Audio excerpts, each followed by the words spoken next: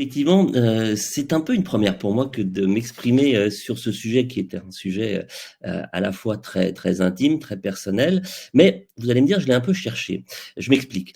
J'ai 58 ans, je suis journaliste et j'ai été touché, comme le rappelait Nathalie, par un cancer de la prostate qui m'est un petit peu tombé dessus, il y a maintenant, tout juste 2 ans. J'avais 56 ans. Je précise à ce stade du récit que je n'avais aucun signe annonciateur de la maladie. J'étais, comme on dit, un malade asymptomatique. Et je vais vous expliquer dans quelques instants comment j'ai découvert cette maladie, ou plutôt pourquoi j'ai exigé auprès de mon médecin traitant de faire les dépistages de ce type de cancer. Mais avant cela, je disais, je l'ai un peu cherché. Pourquoi? Parce qu'effectivement, le 31 décembre dernier, j'ai publié un post sur LinkedIn qui a eu un écho qui m'a complètement dépassé, puisqu'il a fait plus de 36 000 vues, je crois, et qui n'a pas échappé à l'attention de Nathalie, qui m'a contacté il y a quelques semaines en me disant, écoutez, voilà, on organise un webinaire de sensibilisation dans le cadre de Movember, j'ai lu votre post, il m'a touché, est-ce que vous accepteriez de témoigner? Alors je me suis dit, mais finalement, c'est une bonne idée, ça s'appelle un peu la longue traîne, hein, vous savez, dans l'information, des infos qui sont publiées comme ça, et puis qui, plusieurs semaines ou plusieurs mois plus tard, continuent d'avoir un impact. Alors moi, en tant que journaliste, je trouve ça plutôt sympa, et je me suis dit, ah oui, c'est une bonne idée, donc merci d'abord à toute votre communauté pour avoir organisé ce webinaire et me donner la possibilité devant vous de porter un témoignage. Alors un témoignage très modeste, hein. Moi, je ne suis pas médecin, ça c'est un préalable indispensable, donc je n'ai pas de compétences médicales ou scientifiques pour qualifier le type de cancer que j'ai eu. Le partage que je me propose de faire auprès de vous aujourd'hui, c'est plutôt un partage de en humanité, hein, voilà, de dire voilà, ben, moi je suis un homme, j'ai 58 ans, je pensais franchement, comme beaucoup peut-être d'entre vous, que le cancer de la prostate c'était une maladie pour les vieux messieurs. Ben, en fait, c'est pas le cas.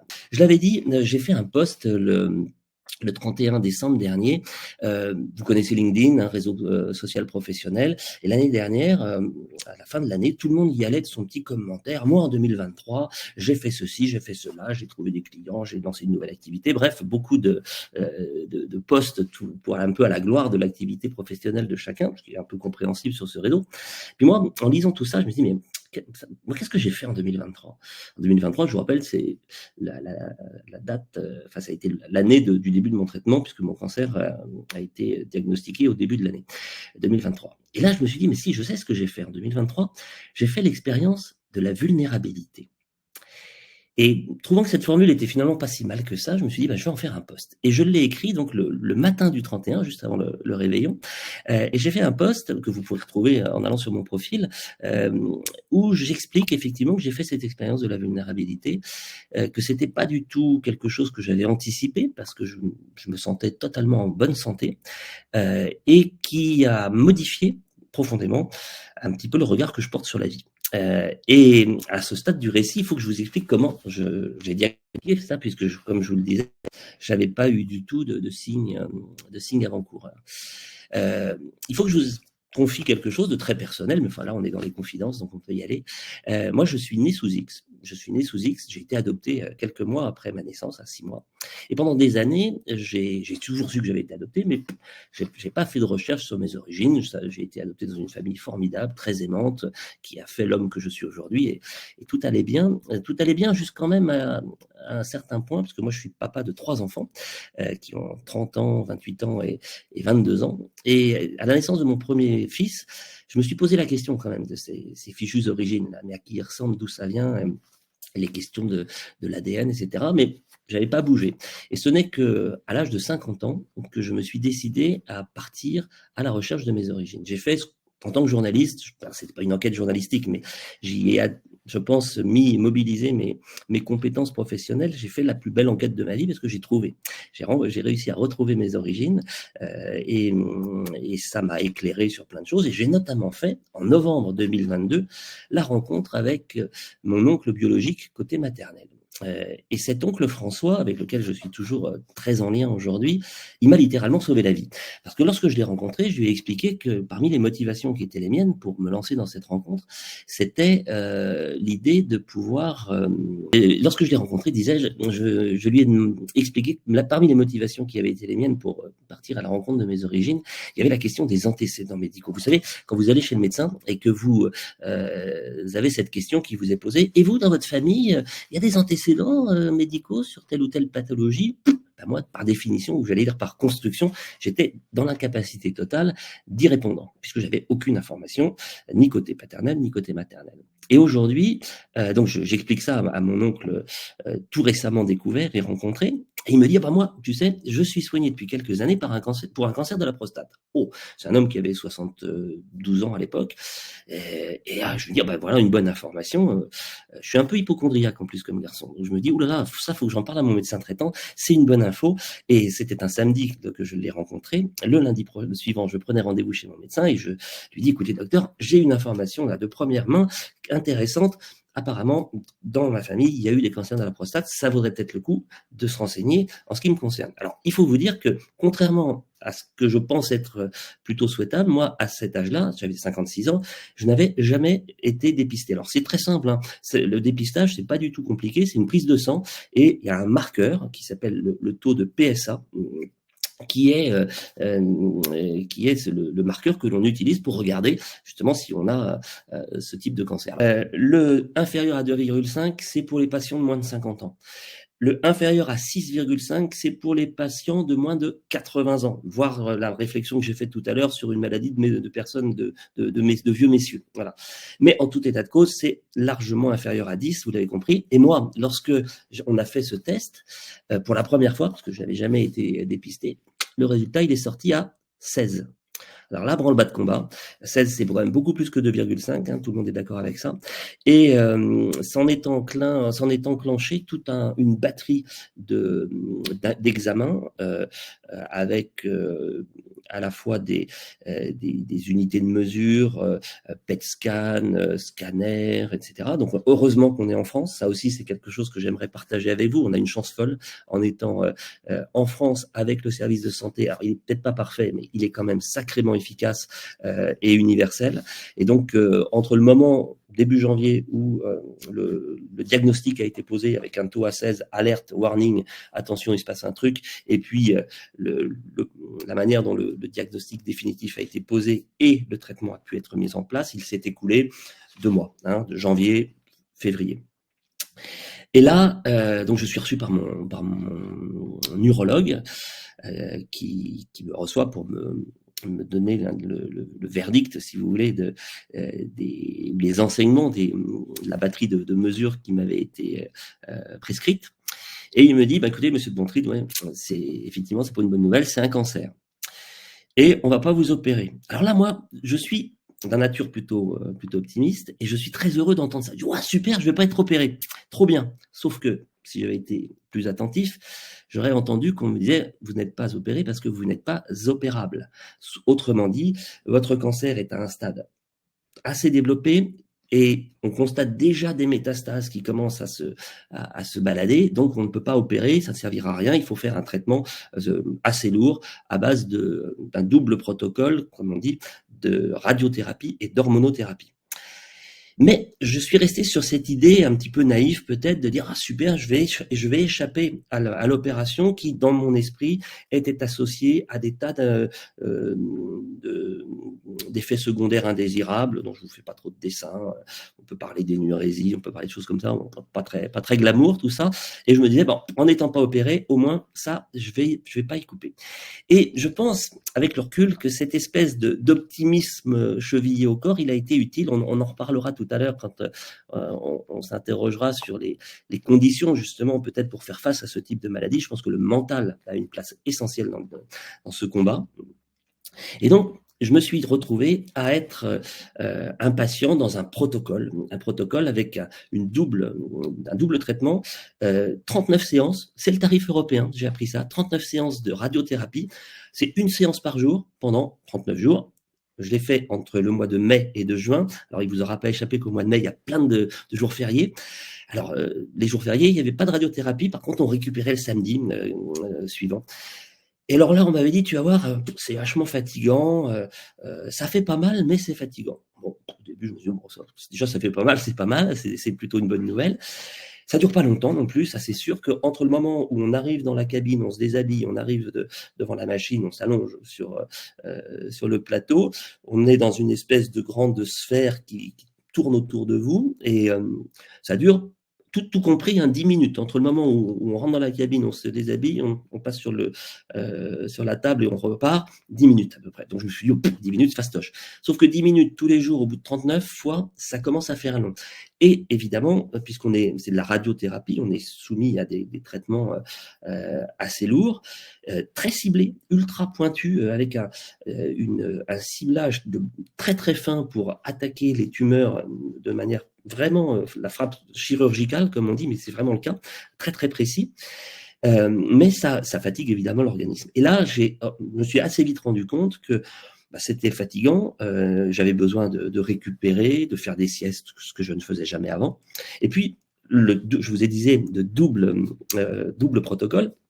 Ce protocole limité dans le temps, les 39 séances qui, moi, m'ont concerné de mai à juin 2023. Et puis, dès février 2023, donc quelques semaines avant le démarrage de cette radiothérapie, je suis entré dans ce qu'on appelle un protocole d'hormonothérapie. Alors là, ce sont des cachets, plus une piqûre de tous les 3 mois. Et là, c'est de l'hormonothérapie, donc un inhibiteur de développement pour que la prostate ne fonctionne plus et que on assèche en fait la tumeur. Alors la bonne nouvelle, c'est que on voit très très vite les bons résultats du traitement, puisque le fameux taux de PSA qu'on surveillait comme le lait sur le feu, donc il était dans mon cas à 16, donc beaucoup trop haut. Très rapidement, quelques semaines après le démarrage de l'hormonothérapie, avant même les séances de radiothérapie, il est retombé à 5, à 3, à 2. Et depuis septembre dernier, depuis septembre 2023, donc à l'issue de mes 39 séances et puis un petit peu après, il est inférieur à 0,01. Alors ça, c'est la good news. Ça veut dire qu'il est invisible, il y a de la pu, et ça, c'est évidemment une bonne nouvelle. Et c'est tellement une bonne nouvelle qu'il y a quelques semaines, ça a coïncidé pratiquement avec l'appel de Nathalie pour organiser ce webinaire. J'ai rencontré mon oncologue pour un rendez-vous de contrôle et il m'a annoncé qu'au regard des très bons résultats du traitement, nous n'allons pas le poursuivre au-delà des 2 ans réglementaires. Les 2 ans réglementaires, c'est la durée que l'Académie considère comme nécessaire pour mettre en place ce traitement hormonothérapie, radiothérapie. Donc 2 ans d'hormonothérapie. Dans mon cas, ça va s'achever fin janvier, début février. Et j'ai donc appris il y a un mois qu'on n'irait pas au-delà. Donc ça, c'est évidemment une très bonne nouvelle. Je sais aussi qu'après, je serai suivi par des contrôles réguliers, des prises de sang qui vont permettre de vérifier qu'on reste bien dans les clous. Mais voilà, donc le témoignage que je porte auprès de vous aujourd'hui, c'est, vous l'avez compris, je pense, un témoignage d'espoir. C'est pas une fatalité, c'est pas une bonne nouvelle, on va pas se mentir, mais c'est pas non plus une fatalité. Même si ça a quand même un impact, et on peut en parler, je pense, alors je ne sais pas s'il y a des questions, je vais les regarder là un petit peu tout en vous parlant. J'ai raté les premières minutes, désolé. Nanana. À quel âge? Je n'ai pas encore répondu à cette question, Laurent. Vous avez raison de me la poser. À quel âge doit-on commencer à faire ce dépistage? On dit que normalement, c'est à partir de 50 ans qu'il faut commencer à s'en préoccuper. Donc moi, j'en avais 56, j'avais rien eu avant. Donc inutile de vous dire que j'étais moyennement heureux avec mon médecin traitant, mais qui avait des arguments qu'il m'a présentés pour avoir justifié cette position et que je vais partager avec vous parce qu'il est possible qu'il vous soit présenté. Contrairement, et ça c'est important de le noter, contrairement au cancer du sein, qui fait l'objet, avec Octobre Rose, on en sort, d'un dépistage systématique de toutes les femmes qui sont invitées, alors elles ne le font pas toutes, mais toutes sont invitées à faire ce dépistage. C'est pas le cas pour le cancer de la prostate. Il n'y a pas de dépistage automatique. Alors, il y a plusieurs raisons à ça, des bonnes et peut-être des moins bonnes. Les bonnes, telles qu'on les a présentées, c'est de se dire c'est un cancer qui a de telles conséquences, enfin un traitement, pardon, qui a de telles conséquences sur la virilité, on va pas se mentir, il y a des trucs qui marchent quand même beaucoup moins bien après. Sur l'estime de soi, sur voilà, ça touche quand même à l'intime. Donc peut-être que si on peut s'en passer, c'est peut-être pas plus mal. Et peut-être que si on fait un dépistage de toute la population, on va affoler entre guillemets pour rien des gens qui pourraient très bien vivre comme ça et à qui on va faire subir des traitements très lourds et qui vont avoir un impact psychologique très important. Donc on préfère ne pas le faire. Ok. Euh, et puis, l'autre raison un peu moins bonne, c'est que ça coûte quand même très cher. Et je pense que dans le contexte, enfin, je pense pas, je sais que dans le contexte de l'équilibre des comptes de la sécurité sociale, ce sont des dépenses qui sont un peu regardées à deux fois, même si, ça c'est important de l'avoir en tête, la France est montrée du doigt aujourd'hui par la communauté européenne qui, elle, préconise un dépistage systématique du cancer de la prostate pour la population masculine.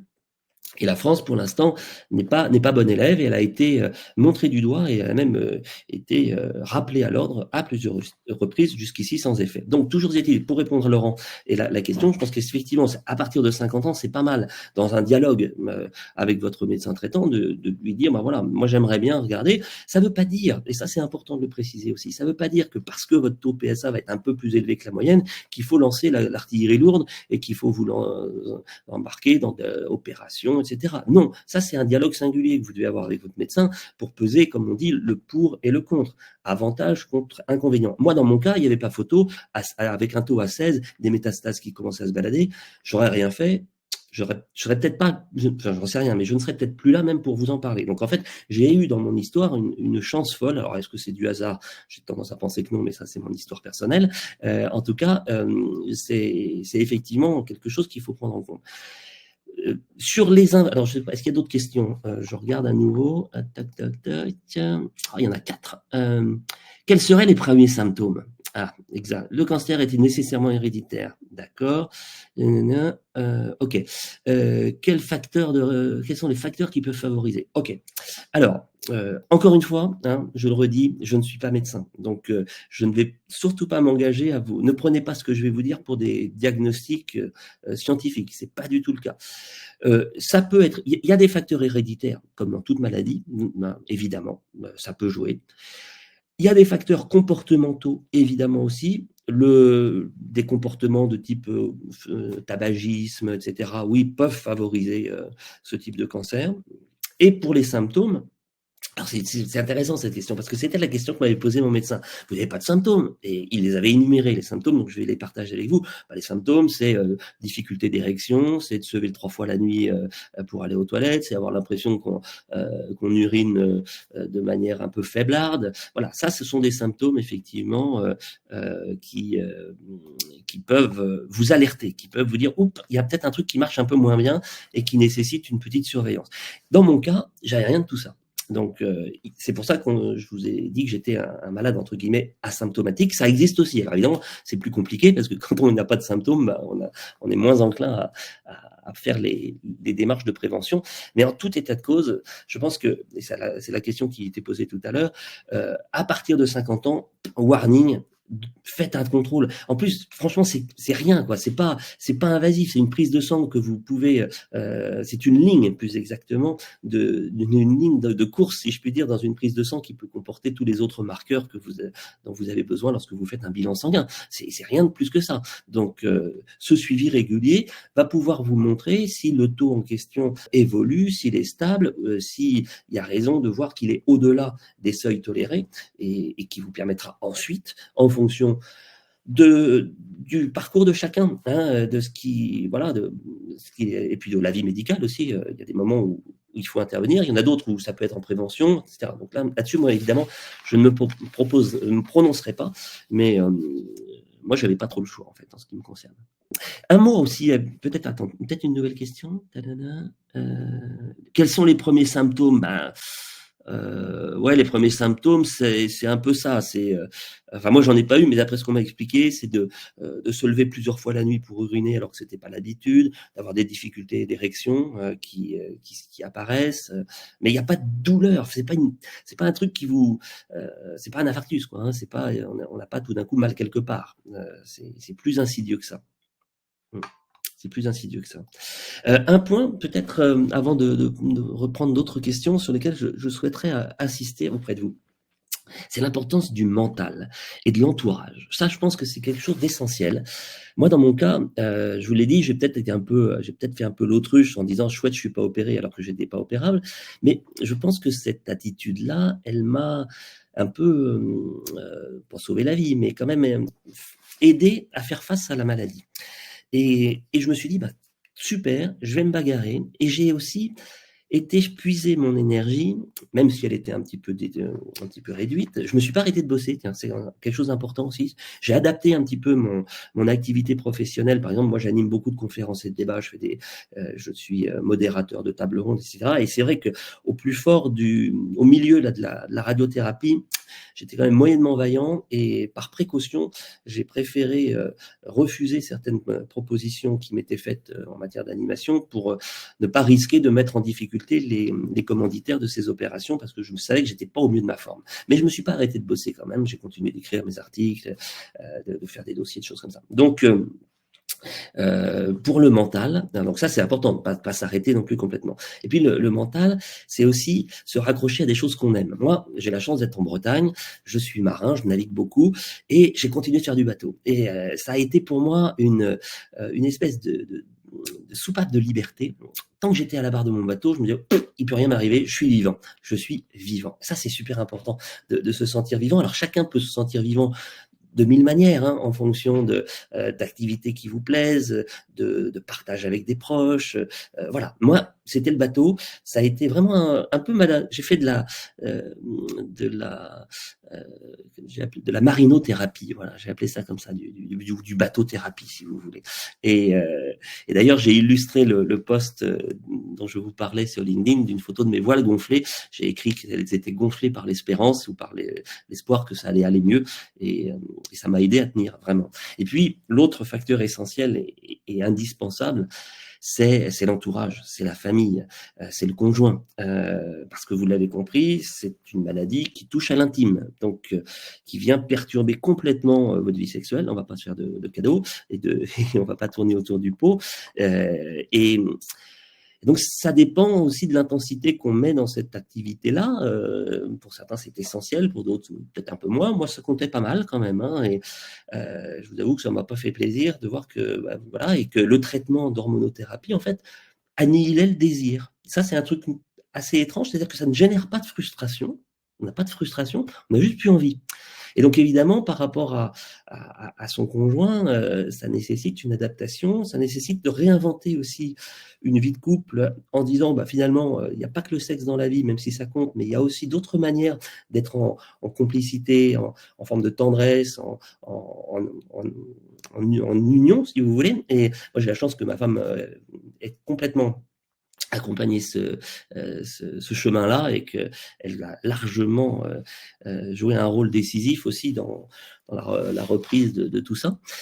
Donc la bonne nouvelle aussi, c'est que je ne perds pas espoir que ça revienne. Je suis même assez confiant là-dessus.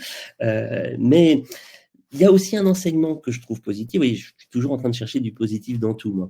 Mais ça fait aussi s'interroger sur les relations, sur la profondeur aussi du lien, etc. Et moi, j'en retire aussi, à titre totalement personnel, euh, un enseignement de vie, d'une certaine manière. Donc, voilà. Je souhaite évidemment ça à personne, mais sachez qu'on peut... on peut le vivre aussi comme ça. Voilà. Est-ce qu'il y a d'autres questions euh, Ouais, c'est ça. J'avais noté, parce que j'avais fait un petit ponce-bête là pour préparer notre rencontre, j'avais noté, ouais, vive la tendresse. Je pense que ça, c'est important. Vive la tendresse. La tendresse de ses proches, le goût de la vie, et puis l'espoir. Parce que, encore une fois, revenons à ce chiffre que je vous ai donné au départ de cet échange. 93% de survie à 5 ans. C'est-à-dire que, et à 5 ans, normalement, c'est gagné, quoi. Bon, ça peut repartir, on peut avoir une autre maladie, etc. Mais enfin, c'est pas une fatalité, c'est pas un truc qui vous condamne irrémédiablement. Et il y a des cancers beaucoup plus invasifs, beaucoup plus sournois, beaucoup plus rapides, etc. Celui-là, on a la chance, entre guillemets, qu'il soit ultra connu, ultra bien traité, avec des progrès très récents de la médecine, des ciblages de plus en plus fins, des tolérances, je pense aussi, de la part des patients qui augmentent, donc qui rendent le traitement un peu moins compliqué que par le passé. Et ça aussi, c'est un message d'espoir. Vous voyez, dans cette période de Movember, moi, les deux messages que je souhaite vous passer, c'est le dépistage. Ben ouais, ça serait quand même ballot de rater cette information pour ne pas faire le test. Après, on en fait ce qu'on veut du test. En fonction du résultat, on décide, enfin, avec son médecin, d'agir ou de ne pas agir, ou de surveiller en disant, bon, on va attendre un peu, on va voir comment le truc évolue, peut-être que c'est pas grave. Donc, pas forcément d'affolement dès le départ, mais au moins savoir. Et c'est ça, ce message-là que j'ai envie de vous partager aujourd'hui.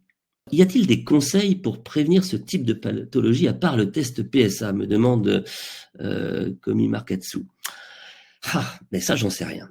C'est une très bonne question. Je pense que, je vais quand même tenter de vous répondre, même si je le redis, je ne suis pas médecin.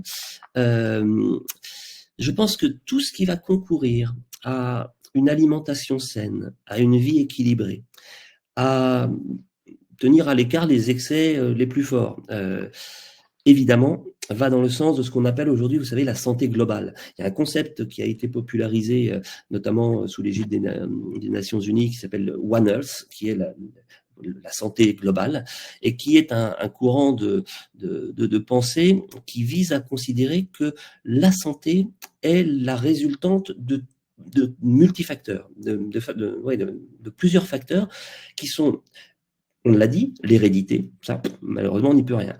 Qui sont nos modes de vie, là, on y peut déjà un peu plus, nos habitudes de consommation, en particulier nos consommations alimentaires, les addictions auxquelles parfois on se livre et dont il est conseillé de se défaire ou de ne pas succomber. Voilà, donc effectivement, je pense que tout ce qui va aller dans le sens activité sportive, activité physique, on va dire même sportive, physique, alimentation équilibrée sans excès, ne pas fumer, ou alors voilà, éviter les excès en tout genre. Bon, ça, je pense que c'est du bon sens, que tout ce que je vous dis là, ça vous surprend pas. Alors après, est-ce qu'il y a des régimes particuliers qui seraient des régimes préventifs? On dit, alors j'ai entendu ça, mais là encore, j'ai pas été vérifié, donc je vous livre ça avec toutes les précautions d'usage, que par exemple, les graines de courge ont un effet antioxydant qui est plutôt bénéfique pour prévenir ce type de cancer. Mais je pense que ça peut pas faire de mal, en tout cas. Mais je sais pas si c'est scientifiquement prouvé, donc je laisse ça à votre vérification.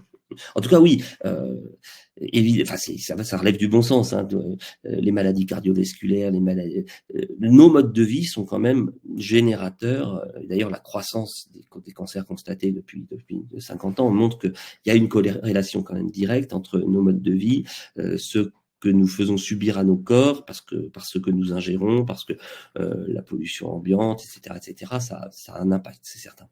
Laurent nous dit, je fais une prise de sang tous les ans du coup, juste à faire la demande. Oui, ben voilà, il a raison Laurent. Il faut insister auprès de son médecin traitant et dire, moi je veux avoir le traitement. Une par an, c'est parfait. Il n'y a pas besoin d'en faire tous les mois. Hein. Voilà, une par an quand tout va bien. À partir de 50 ans, c'est parfait pour avoir justement cette courbe de surveillance et de suivi et cette antériorité qui permet de voir que d'une année sur l'autre, tiens, ça a bougé, il y a peut-être un truc à surveiller. Il dit aussi, Laurent, il dit plein de trucs super, mais je n'étais pas allé voir, il dit ça sur le chat.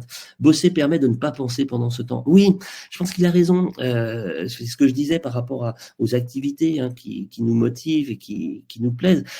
Chacun peut trouver des dérivatifs. Ça peut être le travail, ça peut être l'activité physique, ça peut être la rencontre avec les amis, ça peut être des lectures. Enfin, ouais, je crois qu'il faut penser. Ça, c'est un message important. Il faut penser à se faire du bien pendant ce temps-là. Parce que c'est pas très marrant. On a rapidement quand même potentiellement des idées noires qui peuvent nous arriver en disant j'ai pas mérité ça, je suis trop jeune, qu'est-ce que j'ai fait pour ça, et donc se lamenter, ça sert en fait pas à grand chose, et il faut plutôt se dire ok, j'ai ça, c'est pas marrant, mais c'est un combat, il n'y a pas de raison que je le gagne pas, et je mets toutes les chances de mon côté. Et le mental, encore une fois, est un facteur, je crois, assez important de réussite. Alors Sekou me demande, il n'y a pas de point d'interrogation, mais je pense que c'est une question. L'envie sexuelle après un tel passage? Bah écoutez, on en reparle dans un an, hein. Je pense que quand je serai sorti du protocole, là, que l'hormonothérapie sera terminée, j'espère que je retrouverai, sinon les performances antérieures, du moins une forme d'envie un peu plus grande qu'actuellement. Alors, c'est pas le calme plat complet. Ça aussi, c'est important de le dire. C'est pas non plus exceptionnel, mais psychologiquement, parce qu'en fait, c'est du psycho, là, hein, clairement. Si avec votre partenaire, ça se, ça se partage, on en parle et que on arrive à ne pas en faire un problème, c'est tout à fait, de mon point de vue, c'est gérable. En tout cas, ce qui est important, et c'est assez compliqué à raconter, c'est pour ça que je cherche un peu mes mots en vous parlant, c'est pas, ça ne génère pas de frustration, en fait. C'est ça le truc bizarre. C'est que au début, moi, je me dis, ah, ça va être terrible, je vais être un abominable frustré, je vais penser qu'à ça sans pouvoir rien faire, ça va être catastrophique. Ben non, en fait, on n'y pense plus. C'est ça le sujet. Enfin, ou l'absence de sujet, d'ailleurs.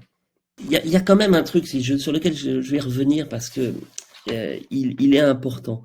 Je vous ai dit, les séances de radiothérapie, pardon, les 39 fameuses séances réglementaires, là, sont éprouvantes. Elles le sont de manière un peu insidieuse. C'est-à-dire au début, on se dit, bon, ok, j'ai rendez-vous. Moi, j'avais calé ça, en plus, l'amplitude des rendez-vous et à la clinique où je me rendais était très grande, notamment pour permettre à des gens comme moi qui sont encore en activité de concilier ça avec une vie professionnelle. Donc, je prenais mes rendez-vous soit très tôt le matin, avant le démarrage de ma journée, soit assez tard le soir, jusqu'à 20h, après une journée de travail. Je visais de les mettre en plein milieu, et c'était tout à fait accommodable et possible. Mais ce qui m'a pesé, pour tout vous dire, c'était justement l'obligation d'y aller. Et alors, 39, finalement, c'est un peu long quand même, hein. Donc, au bout de la première semaine, on dit, ah ouais, on en a fait que 5. Ah, mince, on n'est pas rendu au bout, quoi. Et ça a été, je pense, pour moi, la difficulté psychologique la plus importante. C'est-à-dire, à un moment, j'ai un peu craqué au début. Et puis, l'hormonothérapie, alors il y avait les cachets. Alors, j'ai pas dit ça aussi, ça c'est important. Les effets secondaires, les bouffées de chaleur. Ça, c'est un truc que je connaissais pas du tout. Donc, je suis un peu solidaire avec ma femme qui a à peu près qui a le même âge que moi. Vous voyez ce que je veux dire?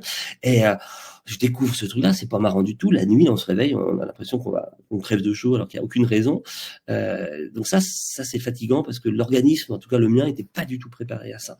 Et puis la piqûre trimestrielle là, de décapeptyle, c'est un produit injectable hein, qu'on vous met dans la fesse pendant tous les 3 mois. Il a aussi un effet un peu coup de massue qui faisait que, notamment dans les premiers temps des premières injections, j'étais HS le jour qui suivait et quelquefois même les 48 heures après. HS au sens où je me sentais complètement vidé, la nécessité de m'allonger, de faire des siestes, qui n'était pas du tout mon habitude auparavant. Donc ça joue aussi sur le moral. C'est-à-dire qu'il y a un moment, quand on est un peu au milieu du gué, là, que les 39 séances sont pas finies, qu'on a eu les piqûres, machin, on se dit, putain, on va jamais s'en sortir. Et là, il y a un facteur de découragement qui est possible, d'où l'importance de parler avec le corps médical. Moi, j'ai été en admiration vraiment devant la qualité des médecins et des soignants que j'ai pu rencontrer dans le cadre de mon traitement, à la fois par leur professionnalisme, leur gentillesse, leur tact, en fait, leur tact. C'est-à-dire qu'ils savent s'adapter, ils comprennent très vite le profil psychologique du patient auquel ils ont affaire, et ils savent s'adapter par des petits mots gentils, par des petites anecdotes. Par exemple, moi, ils savaient que j'aimais faire du bateau, donc ils me demandaient, alors vous êtes allé naviguer le week-end dernier, ou vous allez y aller bientôt, ça va être sympa, etc. Et c'est tout bête, mais des petits échanges comme ça, très humains, ben ça rend finalement cette contrainte beaucoup plus acceptable. Et en tout cas, moi, personnellement, ça m'a fait énormément de bien de me sentir prise en charge par une communauté médicale très, très à l'écoute et très humaine.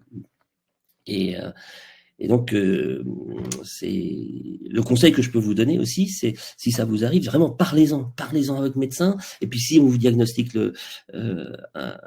un cancer de la prostate, c'est pas la fin du monde, c'est pas une bonne nouvelle, mais c'est pas la fin du monde.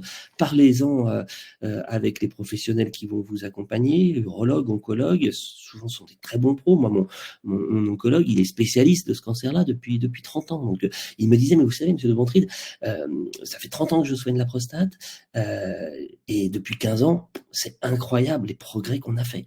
On atteint des pourcentages de rémission, de traitement, de réussite sur ces traitements, mais qui sont, il me disait même plus que 93. Oui, il m'a cité le chiffre de 98%. Vous voyez, donc c'est vraiment très encourageant. Et donc si cette maladie qui est, on l'a redit, hein, Nathalie a cité ce chiffre en ouverture de notre échange, 60 000, presque 60 000 cas par an, c'est quand même beaucoup. Un Français sur 10, un Français sur 8 est concerné. Donc c'est pas du tout un truc qui arrive aux autres, quoi. Ça peut vraiment nous concerner. On en a tous dans notre famille. Alors il y a un truc que j'ai découvert aussi, ça c'est rigolo, c'est que quand même il y a un peu de tabou autour de ça. C'est-à-dire que autant je pense que grâce à Octobre Rose, le cancer du sein a été largement, j'allais dire, démocratisé. En tout cas, les messages de prévention autour du cancer du sein sont désormais des sujets dont on parle, dont on s'empare, dont les médias s'emparent et dont tout le monde parle, avec des témoignages, etc. Autant le cancer de la prostate, pour les raisons un peu que j'ai évoquées tout à l'heure, il est encore largement tabou. Si bien que je me suis rendu compte, ça c'est assez amusant, que il y a beaucoup d'hommes qui, lorsque j'ai fait, entre guillemets, mon coming out sur LinkedIn, m'ont dit, bah, dis donc, t'en parles, t'es courageux, mais moi aussi, figure-toi, moi aussi, j'ai ça, bah, mon père a eu ça, etc. Et en fait, il y a plein de gens, plein d'hommes qui ont ça, qui se sont plutôt bien gardés d'en parler, de mon point de vue, pas des bonnes raisons, en disant, bah, c'est pas bien, je bande plus, vous vous rendez compte, c'est quand même pas une bonne nouvelle et tout, parce que ça touche à leur virilité. Après, chacun, je n'ai aucun jugement là-dessus, chacun gère cette maladie comme il le souhaite, et je comprends totalement qu'on souhaite ne pas du tout en parler en se disant ça ne se voit pas, c'est pas une maladie qui se voit, hein, sauf dans certains cas particuliers, mais dans le cadre professionnel normalement ça se voit pas. Et donc évidemment on peut très bien continuer de vivre sans que ça se sache, et pour certains c'est très important que on ne décèle pas ce qu'ils perçoivent comme une forme de faiblesse ou de fragilité. Moi, j'ai pas fait ce choix-là pour les raisons que je vous ai évoquées, mais encore une fois, il n'y a pas de mauvaise ou de bonne démarche. Chacun le fait vraiment, je pense, ce qui lui correspond le mieux. Et mais hors de, enfin, vraiment, j'ai pas du tout la prétention de donner des leçons donc, de quoi que ce soit. Et si j'ai accepté la proposition que vous m'avez faite de m'exprimer avec vous ce midi, c'est surtout pas pour vous dire que c'est moi qui ai raison. Surtout pas. C'est vraiment, je vous porte un témoignage. Après, chacun en fait ce qu'il en veut. Bah oui, tabou, dit Laurent. Bah oui. Et ça touche l'organe reproducteur. Bah oui, c'est du tabou. Ben ouais, c'est du tabou. Est-ce que les tabous sont faits pour être levés? Ça, c'est un autre sujet. J'avais une petite question, je rebondis sur ce que vous dites. Point de vue professionnel, comment ça a impacté, on va dire, votre vie parce que vous avez parlé, point de vue physiquement, mental, comment vous avez organisé en fait votre vie professionnelle?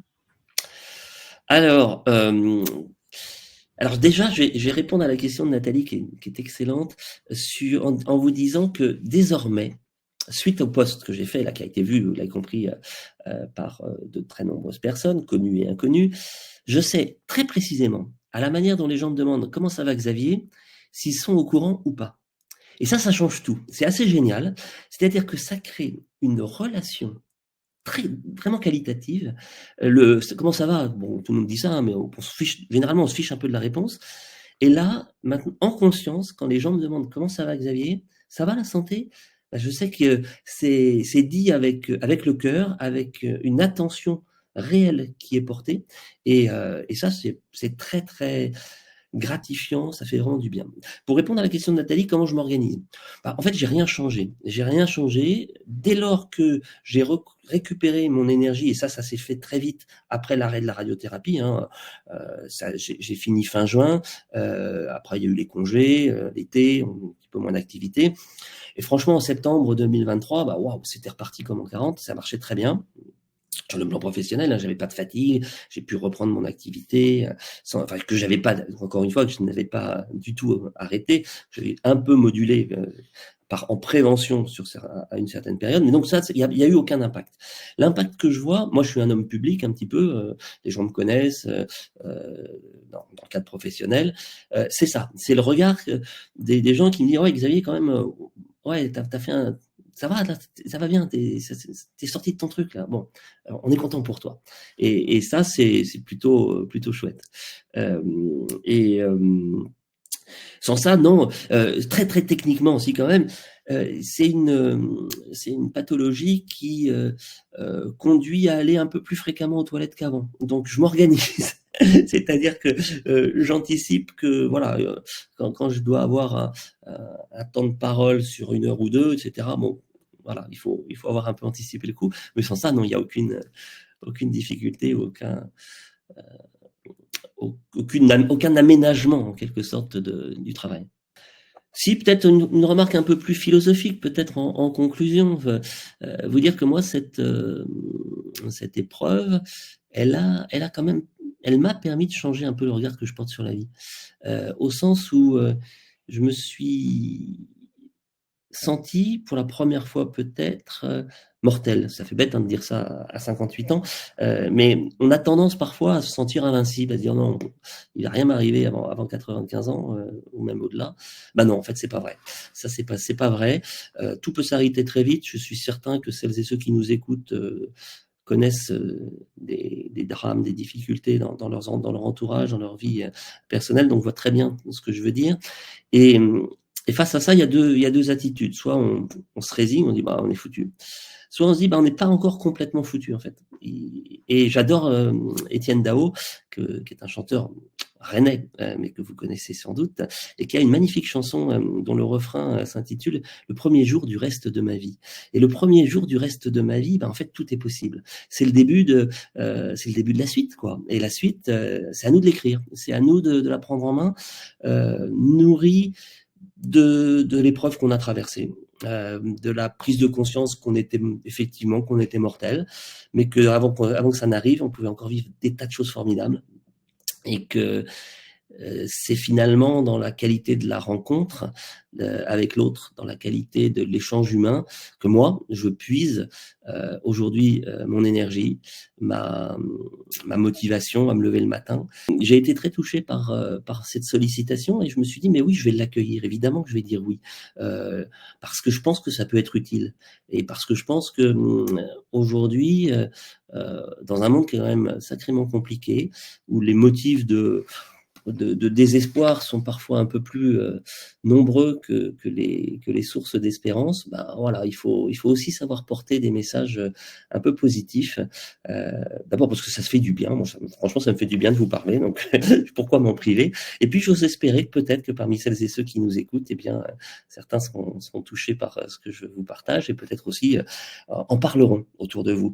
Moi, j'ai eu parmi les réactions à mon poste, très nombreuses réactions.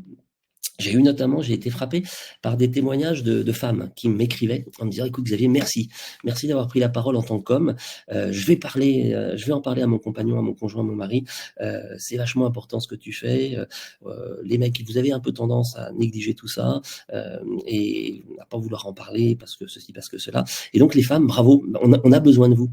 Je crois que vous êtes nos meilleurs alliés en fait dans ce combat-là, pour nous rappeler que comme vous le faites vous, les femmes, pour le dépistage du cancer du sein, eh bien vous devez nous inciter, même si on n'a pas très envie. Encore une fois, ça fait pas mal. Hein, c'est pas grand chose. Une prise de sang, voilà, on en fait pour plein d'autres raisons, et on peut en plus glisser la recherche de TPSA dans une prise de sang de contrôle annuel qu'on peut faire pour surveiller d'autres indicateurs. Donc franchement, voilà, ça serait bête de s'en priver. Et encore une fois, après, c'est le dialogue avec votre médecin qui va pouvoir arbitrer en fonction du degré de gravité, de l'importance de ce qui se passe. Peut-être qu'il va y avoir rien à faire et que vous allez pouvoir vivre avec ça et que ça sera très bien.